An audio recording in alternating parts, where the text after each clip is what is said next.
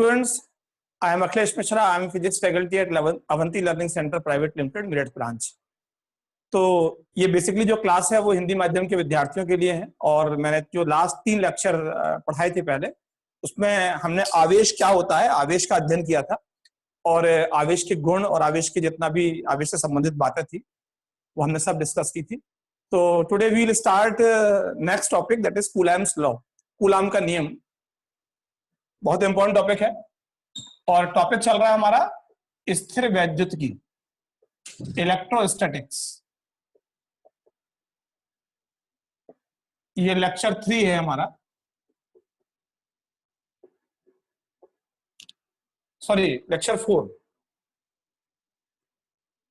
3 lectures YouTube पर already है। तो यहां हम स्टार्ट कर रहे हैं कूलाम का नियम।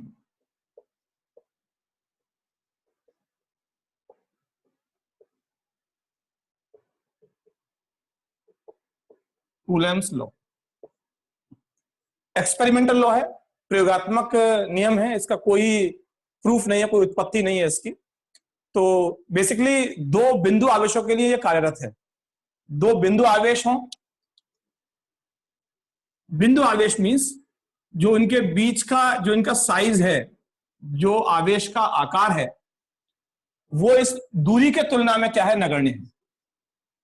बिंदु आवेश पॉइंट चार्ज किसे कहते हैं, जिसमें खुद का जो इसका साइज है वो इस डिस्टेंस के कंपैरेटिवली क्या है, नेग्लिजिबल है। एक तो दोनों आवेश बिंदु आवेश हो तब ये नियम लागू होता है, और आवेश स्थिर हो, गतिमान ना हो, तब ये नियम लागू होता है। तो नियम क्या है कि 2 बिंदु आवेशों के बीच कार्य करने वाला आकर्षण या प्रतिकर्षण बल, देखिए दोनों समान आवेश हैं तो बल कैसा होगा, प्रतिकर्षण। दोनों विपरीत आवेश है, एक प्लस एक माइनस या एक माइनस एक प्लस, तो आवेश का वो बल क्या होगा, आकर्षण। तो 2 बिंदु आवेशों के बीच कार्य करने वाला आकर्षण या प्रतिकर्षण बल उन आवेशों की मात्राओं के गुणनफल के क्या होता है, अनुक्रमानुपाती, और उनके बीच की दूरी के वर्ग के क्या होता है, व्युत्क्रमानुपाती। अर्थात F proportional to Q1 Q2 upon R square, F is equal to K Q1 Q2 upon R square. जहां K एक नियतांक है और K निर्भर करता है आवेशों के बीच माध्यम पर। K आवेशों के बीच माध्यम पर निर्भर करता है।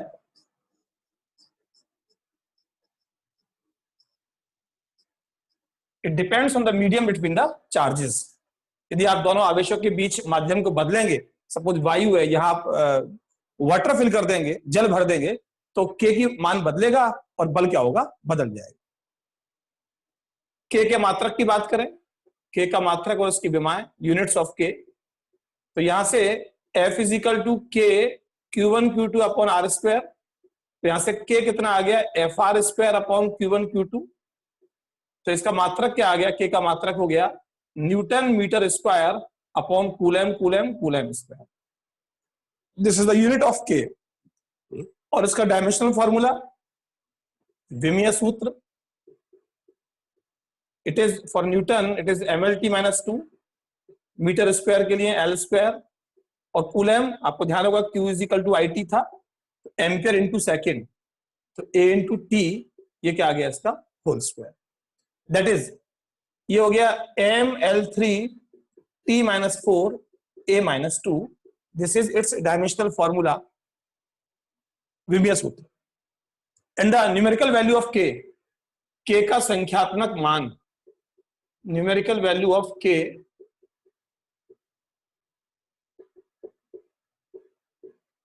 तो K की न्यूमेरिकल वैल्यू होती है SI सिस्टम में, इंटरनेशनल सिस्टम ऑफ यूनिट्स, अंतरराष्ट्रीय मापन पद्धति, तो K इज इक्वल टू होता है 9 into 10⁹ newton metre square upon coulomb square. और CGS सिस्टम में, सेंटीमीटर ग्राम सेकेंड सिस्टम में, K का यूनिट क्या होता है, यहां न्यूटन तो यहां क्या डाइन, यहां मीटर तो यहां सेंटीमीटर, और हमने लास्ट लेक्चर में बताया था यहां क्या होता है, ESU स्टेट कूलम।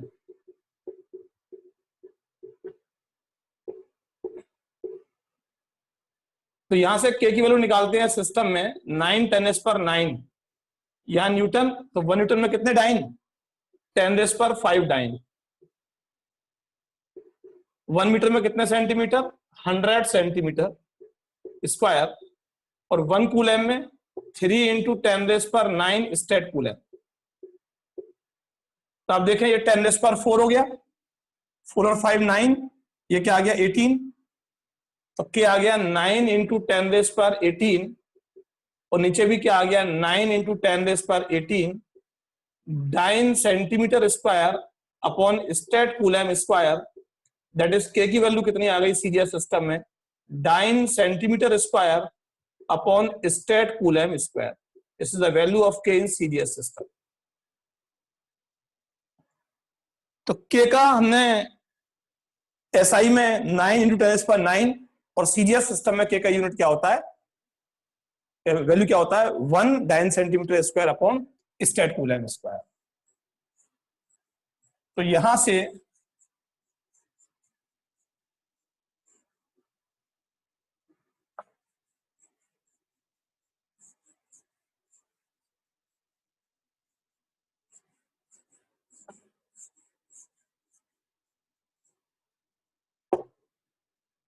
जो हमारा फॉर्मूला था F = K/Q1/Q2 अपॉन R², वहां आपने K की वैल्यू रख दी तो कितना आ गया 9 × 10⁹ Q1/Q2 अपॉन R²। और ये तो हो गया एसआई सिस्टम में। और सीजीएस में हमारा फॉर्मूला क्या आ गया? Q1/Q2 अपॉन R², बिकॉज के की वैल्यू क्या आई थी 1। तो यहां F किस में आएगा? डाइन में। Q1/Q2 किस में आएगा? स्टेट कूलम में। और R किस में आएगा? सेंटीमीटर में। यहां F किस में? न्यूटन में। Q1/Q2 किस में? कूलम में। और R किस में? मीटर में। ठीक है। कैलकुलेशन को इजी करने के लिए ये आप आगे बताएंगे आपको इसके बारे में जब हम वैद्युत बल रेखाएं पढ़ाएंगे। के को लिख लेते हैं 1/4πε0। It is called ε0। ε0 it is called permittivity of free space, और इसे हिंदी में बोलते हैं निर्वात की विद्युतशीलता।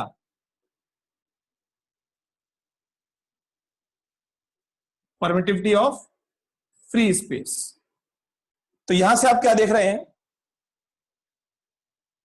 K = 1/4πε0 है। तो ε0 कितना आ गया? 1/4πK। ε0 कितना आ गया? 1/4 × 3.14। और K कितना आया था? 9 10⁹ newton metre square upon coulomb square. जब इसको सॉल्व करेंगे तो ये आएगा 8.85 × 10⁻12 coulomb square upon newton metre square. और इसका जो डायमेंशनल फॉर्मूला है, विमीय सूत्र है, कूलम के लिए A²T², अभी बताया था। न्यूटन के लिए MLT-2, और उसके लिए क्या हो गया? L²। तो ये आ गया M-1 L-3 T4A2। क्लियर है? और जो K की वैल्यू 1/4πε0 है, इट इज फॉर एयर और वैक्यूम, वायु या निर्वात के लिए। तो यहां हमारा जो फॉर्मूले बन गए हमारे,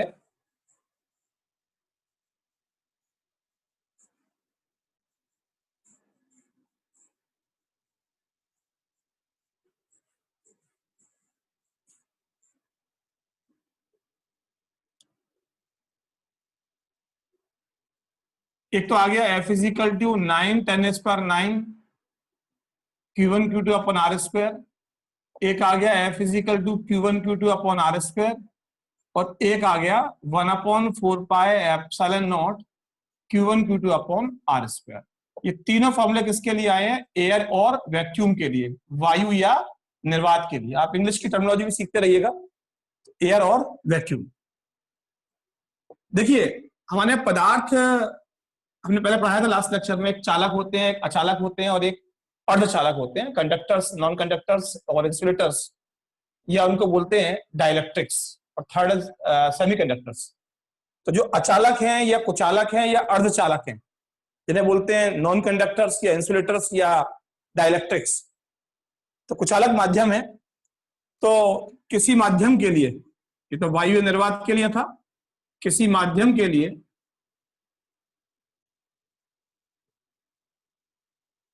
के कितना आ गया, 1/4 पाई एप्सिलॉन। एप्सिलॉन क्या है, परमिटिविटी ऑफ मीडियम, किसी माध्यम की विद्युतशीलता, किसी माध्यम की विद्युतशीलता, permittivity of medium.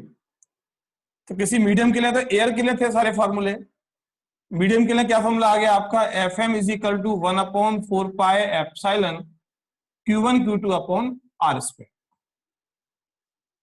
This is the formula for medium, किसी माध्यम के लिए। तो एफ ए हमारा क्या था, एफ ए था एयर के लिए 1/4 pi epsilon naught Q1 Q2 upon R square, और किसी मीडियम के लिए है 1/4 pi epsilon Q1 Q2 upon R square.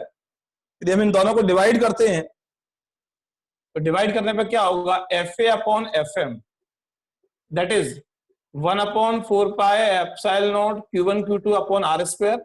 इससे इसको डिवाइड कर रहे हैं, 1/4 pi epsilon Q1 Q2 upon R square, that is F A upon F M is equal to क्या आ गया, एप्सिलॉन अपॉन एप्सिलॉन नॉट।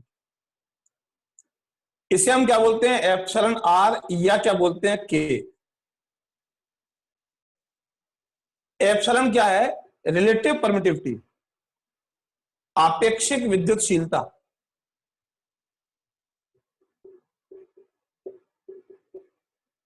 आपेक्षिक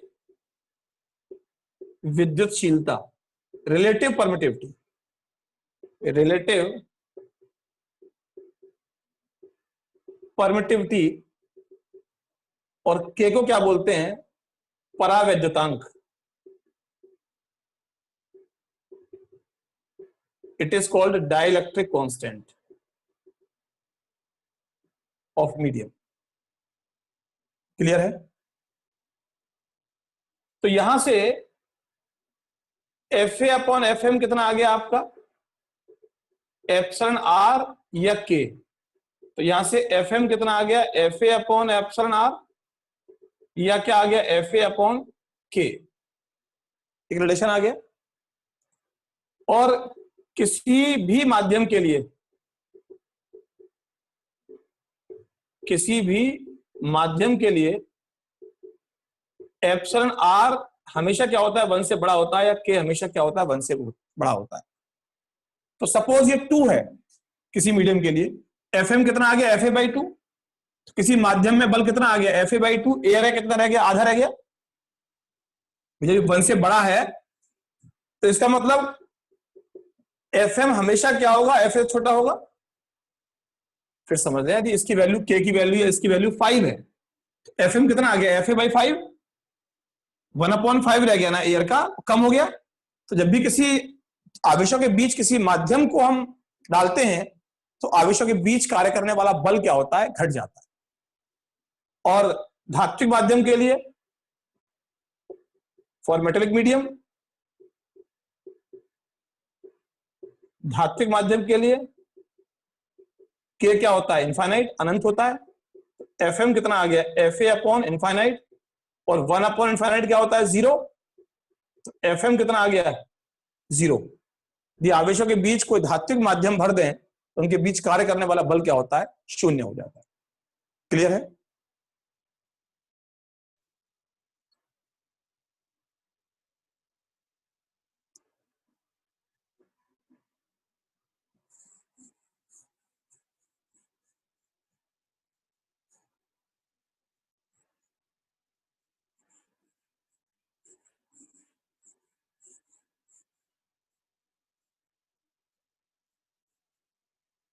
देखिए, यहां से आपने एक बात देखी कि एप्सिलॉन अपॉन एप्सिलॉन नॉट कितना आया था, एप्सिलॉन आर या के आया था। तो एप्सिलॉन कितना आ गया, एप्सिलॉन नॉट एप्सिलॉन आर, और एप्सिलॉन कितना आ गया, एप्सिलॉन नॉट के। पूछ सकते हैं डेफिनेशन आपेक्षिक विद्युतशीलता की या परावर्तनांक की, कि किसी माध्यम की विद्युतशीलता और निर्वात की विद्युतशीलता के अनुपात को हम क्या बोलते हैं, आपेक्षिक विद्युतशीलता या परावैद्युतांक बोलते हैं। तो यहां से जो हमारा फॉर्मूला आया था मीडियम के लिए, वो एफ कितना आया था, 1/4 pi Q1 Q2 upon R square. अब मैं इसकी वैल्यू पुट करता हूं दोनों की। एक फॉर्मूला क्या आ गया, F M is equal to 1/4 pi Q1 Q2 upon R square, और एक फॉर्मूला आ गया F M is equal to 1/4 pi Q1 Q2 upon R square. ये तीनों फॉर्मूले किसके हैं, किसी माध्यम के लिए, फॉर मीडियम। और ये तीनों फॉर्मूले किसके हैं, एयर या वैक्यूम के लिए, निर्वात या वायु के लिए। क्लियर है? ये आप YouTube पर जाकर पॉज करेंगे तो उससे आप नोट्स प्रॉपर बेटा फॉर्म करना आपने, तभी आपको उसमें बेनिफिट मिलेगा। अभी बहुत न्यूमेरिकल्स कराऊंगा इसके ऊपर बेस्ड में। यूपी बोर्ड में आप देखा था पेपर आपने इस बार का, कि न्यूमेरिकल्स को बहुत वेटेज दिया और अच्छे न्यूमेरिकल्स दिए थे।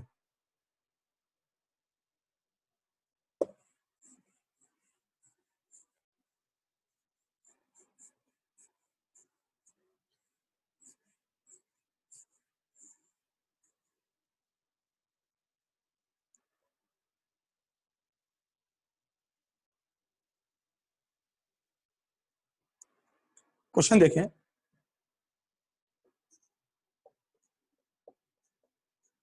दो आवेशों के बीच, और शुरू करते हैं न्यूमेरिकल्स। फर्स्ट न्यूमेरिकल है, दो आवेशों के बीच न्यूनतम बल ज्ञात कीजिए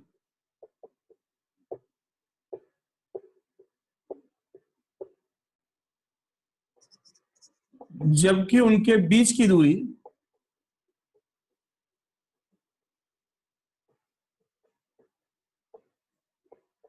1.6 सेंटीमीटर है। दो आवेशों के बीच बल ज्ञात करना है जब उनके बीच की दूरी कितनी है, 1.6 सेंटीमीटर। देखिए हमारा फॉर्मूला क्या है, हमारा फॉर्मूला है F is equal to 9 into 10⁹ Q1 Q2 upon R square. हमें निकालना है F का न्यूनतम value, minimum value of force. तो ये तो फिक्स्ड है, ये भी फिक्स्ड है। तो इनकी वैल्यू क्या लेंगे हम दोनों की, न्यूनतम मिनिमम वैल्यू लेंगे। और हमने बताया था आवेश का न्यूनतम मान कितना होता है, E which is 1.6 into 10⁻⁹ coulomb. इससे कम आवेश संभव ही नहीं है, यह न्यूनतम संभव आवेश है जिसे हम कहते हैं मूल आवेश, एलिमेंट्री चार्ज और फंडामेंटल चार्ज। तो यहां से F मिनिमम कितना आ गया आपका, 9 into 10⁹ into 1.6 minus 19 into 1.6 minus 19 upon R है 1.6 centimetre, you can convert it in metre. तो 1.6 स्क्वायर है, दोनों कैंसिल हो गए, और ये -4 है। तो F मिनिमम कितना आ गया, 9 इंटू ये कितना है 18, 38, और 38 माइनस 9 29, और 29 plus 4 10⁻⁻25 Newton. That is the answer.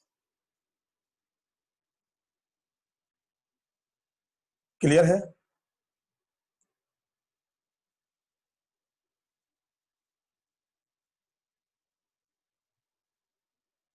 Next question देखें,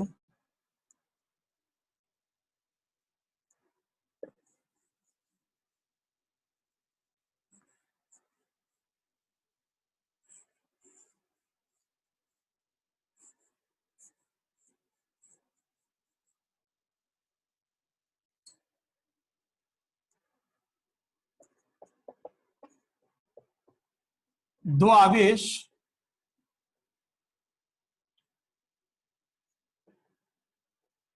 वायु में स्थित हैं,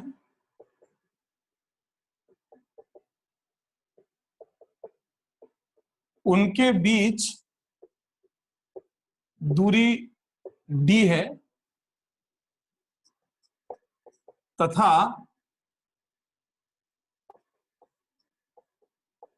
उनके बीच बल F है।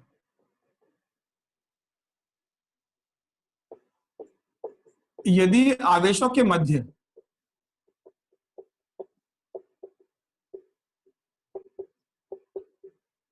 कोई माध्यम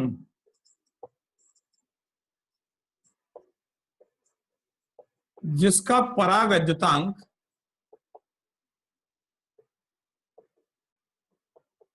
k है, भर दिया जाता है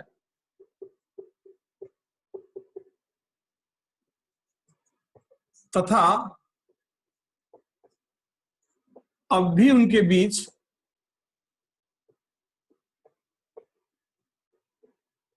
कार्य करने वाला बल F है, तब उनके बीच नई दूरी ज्ञात कीजिए। नई दूरी सॉरी ज्ञात कीजिए। देखिए है क्या, दो आवेश है Q1 Q2, दूरी है d इनके बीच की और बल है F। अब इनके वायु है इनके बीच, तो अब इनके बीच क्या कर दिया आपने, इनके बीच में बल तो अब भी F है, कोई माध्यम फिल कर दिया जिसका परावैद्युतांक कितना है, k है। तो कह रहे हैं बल समान है और k आपने डाल दिया, यहां तो K1 था, तो अब नई दूरी कितनी हो जाएगी। बहुत सिंपल क्वेश्चन है। तो पहले जब वायु में थे तो F is equal to 1/4πε0 Q1 Q2 upon D square. अब कोई माध्यम आ गया, बल अब भी F है, तो माध्यम के लिए क्या फॉर्मूला है, 1/4πε0 K Q1 Q2 upon D dash square. जब यह 1 था क्या आएगा और F सेम है, ऑब्वियसली डी बदलेगा, दोनों को इक्वेट कर दें। 1/4πε0 Q1 Q2 upon D square is equal to 1/4πε0 K Q1 Q2 upon D dash square.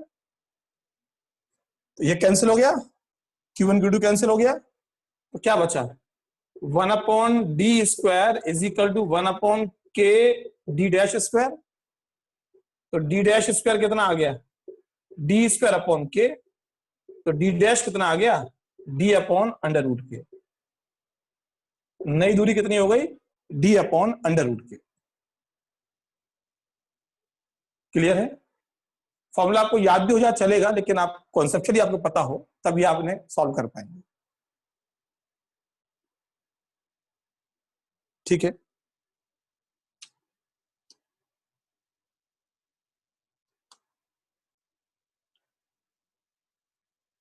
एक और क्वेश्चन। डरना मत बेटा, न्यूमेरिकल अच्छे हैं क्योंकि बोर्ड के जो पेपर है उसका लेवल भी अच्छा होता जा रहा है, इसलिए चीजों को समझने की कोशिश करना आप।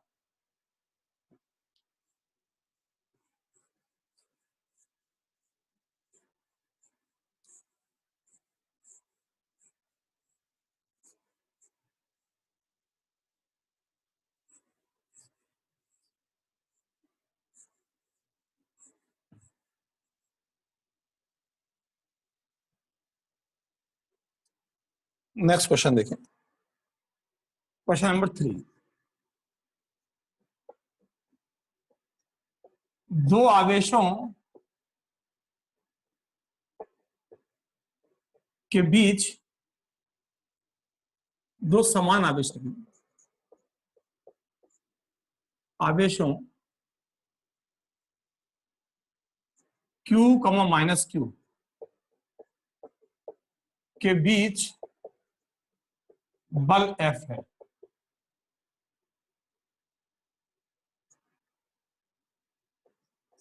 यदि प्रथम आवेश से द्वितीय आवेश में 25% आवेश स्थानांतरित होता है, तब नया बल ज्ञात कीजिए।